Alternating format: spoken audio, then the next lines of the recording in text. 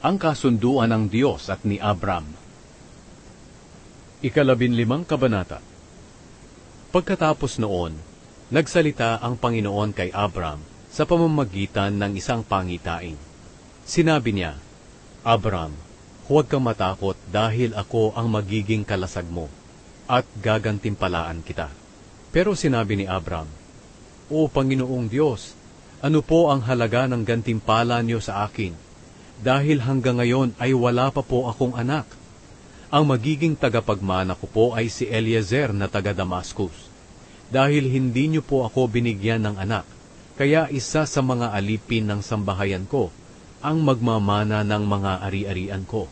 Sinabi sa kanya ng Panginoon, Hindi siya ang magmamana ng mga ari-arian mo, kundi ang sarili mong anak. Pagkatapos dinala siya ng Panginoon sa labas at sinabi, Masdan mo ang mga bituin sa langit. Bilangin mo kung makakaya mo. Magiging ganyan din karami ang lahi mo. Nanalig si Abram sa Panginoon, at dahil dito, itinuring siyang matuwid. Sinabi pa niya kay Abram, Ako ang Panginoon na nag-utos sa iyo na lisanin ng Ur, na sakop ng mga Kaldeo para ibigay sa iyo ang lupain ito, at magiging pag-aari mo. Pero sinabi ni Abram, O Panginoong Diyos, paano ko po malalaman na magiging akin ito? Sumagot ang Panginoon, Dalhan mo ako rito ng isang dumalagang baka, isang babaeng kambing, at isang lalaking tupa, na ang bawat isa'y 3 taon ang gulang. At magdala ka rin ng isang inakay na bato-bato, at isang inakay na kalapati. Kaya dinala ni Abram ang lahat ng ito sa Panginoon. Pagkatapos, pinaghati-hati niya at inilapag sa gitna, na magkakatapat ang bawat kabiyak. Ang bato-bato lamang at ang kalapati ang hindi niya hinati. Dumadapo sa hinating mga hayop ang mga ibong kumakain ng patay. Pero binubugaw ito ni Abram.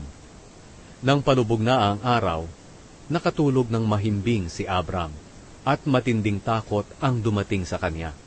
Pagkatapos sinabi sa kanya ng Panginoon, Siguradong ang iyong mga lahi ay maninirahan sa ibang bansa, at gagawin silang mga alipin doon at pagmamalupitan sa loob ng 400 taon. Ngunit parurusahan ko ang bansang aalipin sa kanila. Pagkatapos aalis sila sa bansang iyon, na dala ang maraming kayamanan. Ikaw naman, Abram, pahahabain ko ang buhay mo, at mamamatay ka sa katandaan, na may kapayapaan. Lilipas muna ang 4 na henerasyon bago makabalik dito ang mga lahi mo, dahil hindi pa umaabot sa sukdulan ang pagkakasala ng mga Amoreyo, para parusahan sila at paalisin sa lupaing ito. Nang lumubog na ang araw at dumilim na, biglang may nakita si Abram na palayok na umuusok at nakasinding sulok, na dumaraan sa gitna ng mga hinating hayop. Sa araw na iyon, gumawa ng kasunduan ng Panginoon kay Abram. Sinabi niya, Ibibigay ko sa mga lahi mo ang lupaing ito, mula sa dulo ng ilog na hangganan ng Ehipto hanggang sa malaking ilog na Euphrates. Ito ang lupain ng mga Kineo, Kenizeo, Kadmoneo, Heteo, Perezeo, Refaimeo, Amoreo, Cananeo, Gergaseo, at mga Jebuseo.